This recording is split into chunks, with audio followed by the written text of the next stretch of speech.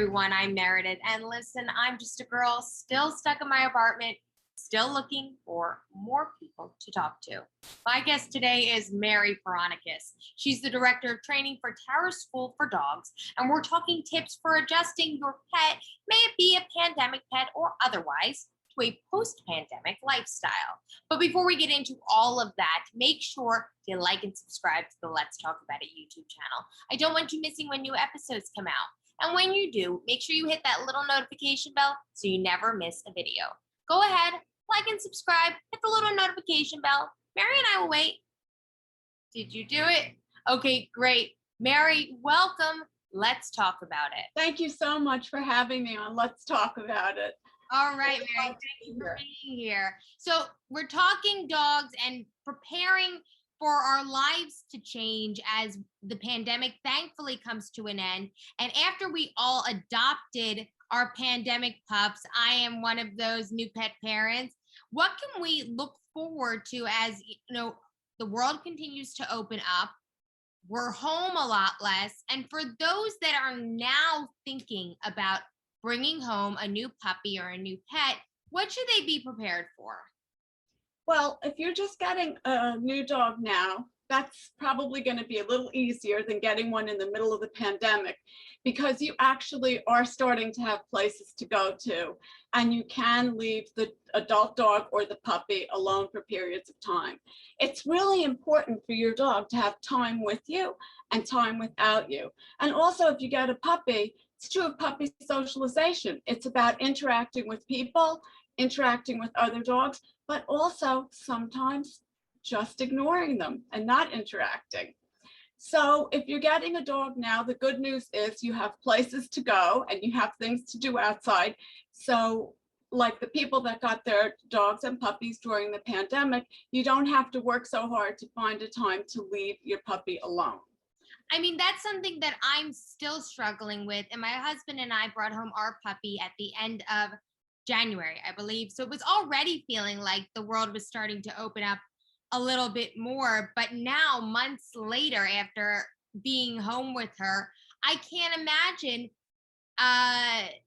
making that change, if you will, to a time when we're both going back to work full time. Not that we have any idea of when that will be, but it just seems like there were such pros and cons with being home with her during the pandemic. You had the ability to, watch and train and bond, but you also had to do all of that while you were working. But I don't know, the separation anxiety, I think, is real for both pet parents and pets. And it's something of, for both of us to work on. Have you noticed, though, that pets for parents that have been, pre-pandemic pets, if you will, have behaviors changed over the last more than a year of being home for pandemic, just like evolved with this crazy time that we've all been through? Well, Meredith, that's a really good question and a really good topic that you're bringing up. I see that as the number one thing that's going to change in our lives. We are going to be going out and our dogs are going to be at home alone. Whether it was the dog you got during the pandemic or one that you had before. It goes back to something that I tell a lot of pet parents when they're training with me. Learning is going on whether or not you know it. So is the dog learning something that you wanted to learn or something that you'd rather avoid? But our schedule is teaching them something.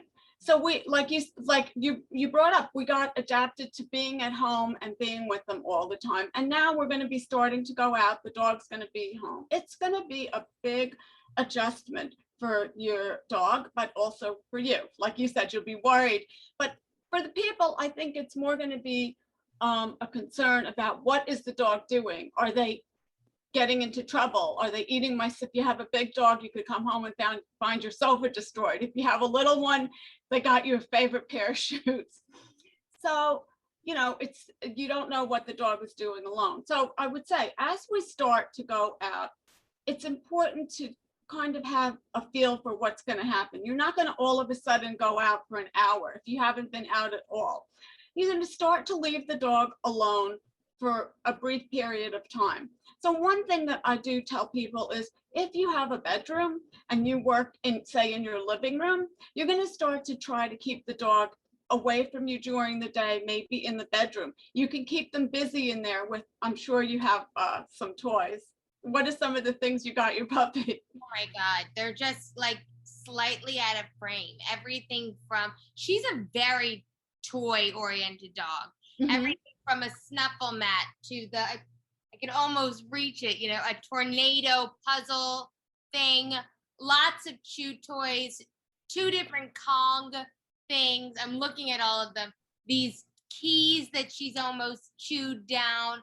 Oh, I love those keys. They remind me of the keys with the pacifier that like the babies have. It's the I same. know. Yeah. I think she needs a new set of it. She's almost chewed it down. She's a bit of an aggressive chewer when it comes to the toys, and she is a very toy friendly dog.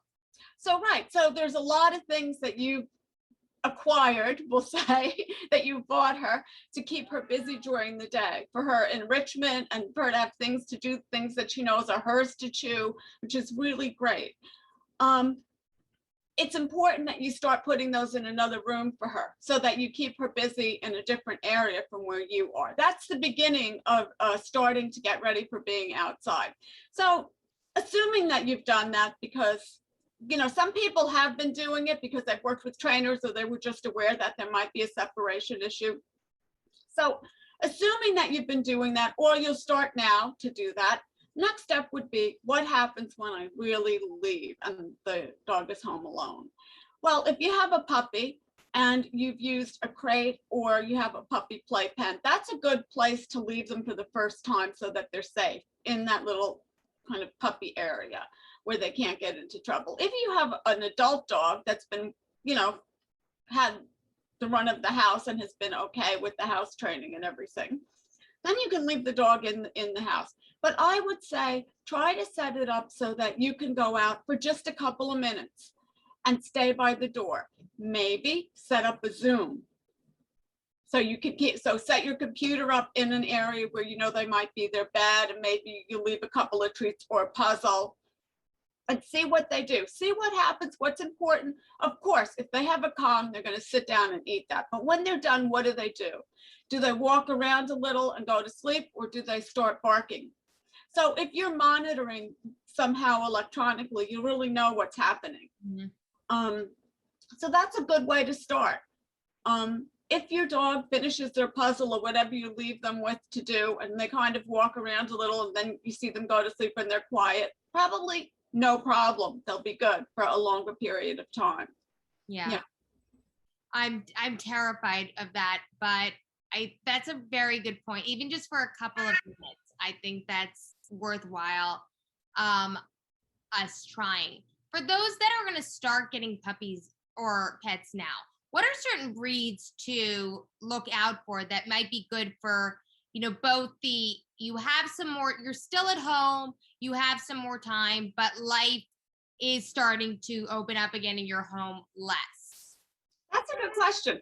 This is what, when some people do plan ahead, they're planners, and I like those people. They think about the type of dog they want. So there's a couple of things. One is, you know, your lifestyle.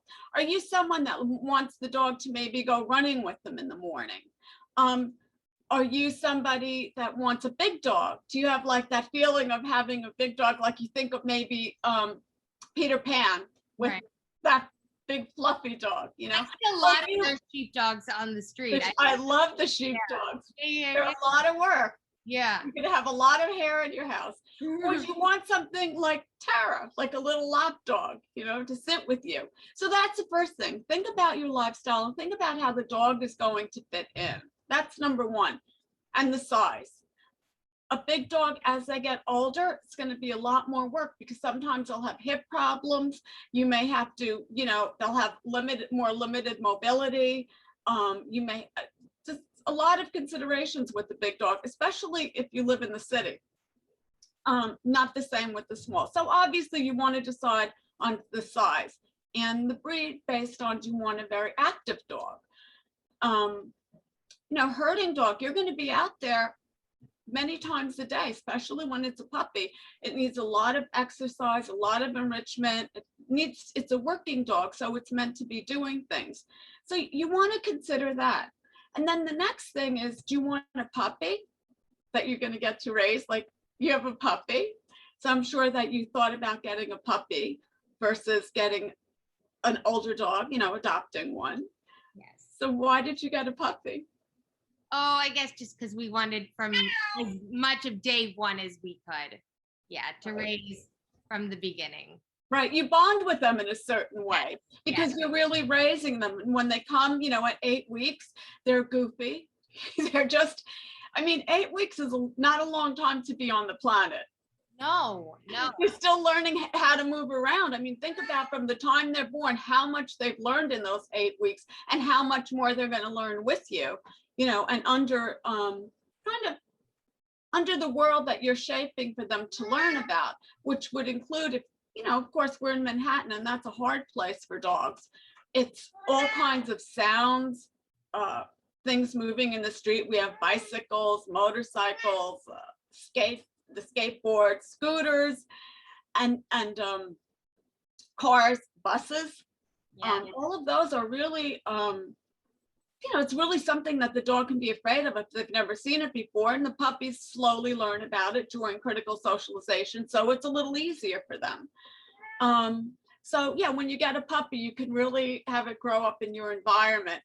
When you get an older dog, you have to consider, where did the dog come from? Right. And how old is it? Is it really a senior dog, or is it a few years old? Like, all of these are things that when you're getting a new dog, you want to consider.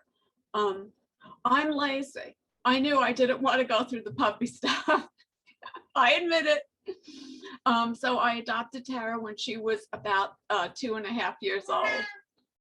And that made my life easier because she was housebroken. Mm-hmm. However, she grew up in the suburbs, so she didn't really know about cement or going outside when it was dark or cold or rainy. She didn't know how to go up or down steps. So those are all things that we learned, that I taught her.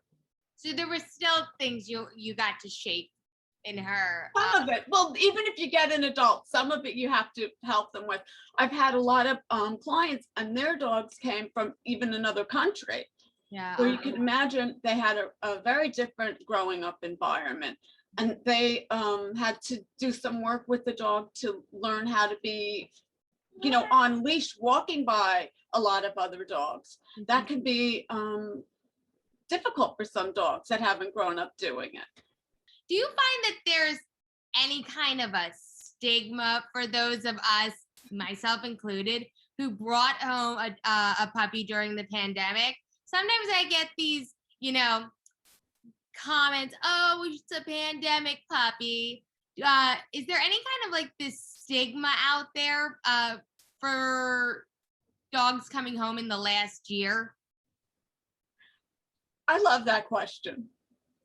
I look at it in a very positive way. And I think what was kind of funny about the pandemic is that every single person experienced the same thing. Yeah. We had to stay home. We were alone a lot of the time. We became isolated, and everyone was dealing with the same thing. So when somebody says, oh, is that a pandemic puppy? I don't think it has like such a negative stigma, because we all suffered through the same thing. And it's just, people are saying it because, that's what we do. We make up little things like that, and we kind of look at people and say, oh, you got a pandemic puppy. For me, it's a very positive thing. I think people that got puppies or an adult dog during the pandemic, it was kind of like they knew they were going to be home, and it was like, what can I do with this time at home? And you're bringing something really happy and vibrant and wonderful into your life. And it happens to be a perfect time to do it because you have, during the pandemic, we had time to be with the puppy and raise it. And it was also, to me, it's about hope. It's about the future. And I heard this in a lot of your segments too. What are you looking forward to when the pandemic is over? How will things change when it's over? And even ours. And I think, getting a puppy is also about thinking about and imagining the things that you would be able to do when the pandemic is over, like, go to the park, socialize in, the little dog run, or even going out to a restaurant, because now that we have the outside dining, it's possible to bring your dog. So Yeah. like all of these things, We are do that a lot now.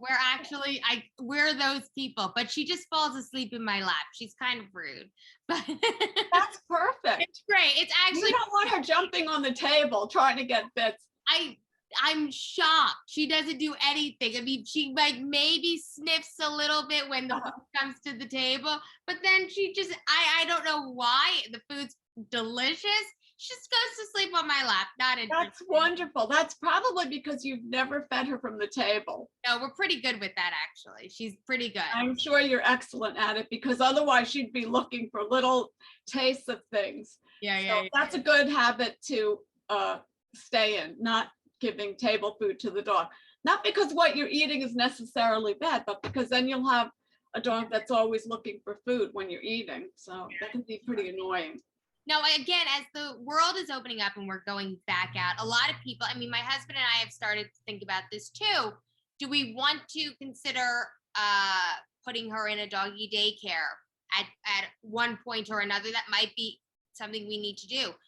Will we one day need to hire a dog walker? What are some, safety concerns and just like the best practices we can all look for as we consider those two options for a puppy or an adult dog? Sure. Well, like how you shop around for anything else, I would say definitely shop around if you're going to have a dog walker, and shop around if you're going to use a doggy daycare. A lot depends on your dog and you, and how their level of activity. There's some dogs that are coming that are about a year old or 9 months old in there about, and they really are not too active. They're happy being at home as long as they get their walk and their breakfast and some time with you. They're okay being left at home. And there's others that need a little bit more activity. So that depends on your dog. So I would say in looking around for it, reviews are good, but reviews are not everything. Of course, we know that. In looking at doggy daycares, I would say the best thing to do is just walk in. Hi, I'd love to have a look around. I have a new puppy. I'm going back to work, because you can see what's going on. And what are you going to look for when you go there? What would you look for if you walked in? I don't know if the puppy seem or the dog's happy and supervised at least. Exactly. What are they doing when they're all together? Do they have little beds, like little cots to lay on? Or there may be some stairs that they can go up and down, so that it's not going to be very high, but there'll be some levels for them. Some might want to go up. Like, what's in the room? The other thing is, what are the dogs doing? What are the sizes of the dogs together? I like to see dogs that are, similar sizes together. I don't like to see a small dog in with a bunch of, medium-sized ones or large ones. The other thing, very important, and your dog will notice this when it goes into the space more than anything else. What do you think it is? Maybe the smell. Exactly. That's what I look for when I go, and what I look for. No, I don't look for it. I smell for it. So the smell, it's really important that it's clean. Yeah. But I also don't like a really strong smell of disinfectants or, air fresheners, things like that. Because those are, well, one, they're a little toxic, right? When your dog is going to be there all day, so you don't really want them breathing that in. So you want it to be, have good ventilation, not smell like a porta potty, not smell like, right? Not good ventilation, not smell like a porta potty, but also not smell too strong of disinfectant. That seems important to me. The good reviews, and then just, you can ask the people there, what's a typical day for a dog if they're going to have a whole day here. Okay, good to know. Good to know. Mary, these are really great tips as we're all going to have to battle a little bit of the separation anxiety, both humans and dogs. It's something that I have to work on myself. So I appreciate your tips as we're going back into the world and need to train our dogs in maybe a whole new way. Yeah, we just need to train them a little bit, not completely, because the schedules are adjusting. And when you think about it, the truth is our schedules are always adjusting. If you look every 6 months, things change at work. We don't always have the same schedule. But what happened with the pandemic, and he's back. Hey, hello. What happened with the pandemic is we had a really drastic, abrupt change to our schedule. Yeah. And we adjusted, but it was much more, how could I say, like stark compared to other changes. Yeah. So now what's important is that we go back to being outside slowly to give our dog time to adjust as well. And we have to check out what they're doing when they're left at home, decide on kind of a more long-term, will I use a daycare? And doggy daycare once a week is good. Some dogs are really happy going once a week. So that really is depends on the activity level of your dog and how much you're away. Wonderful. Well, Mary, thank you again for all of these tips. It was great having you. And this has been Let's Talk About It. We'll talk to you next time.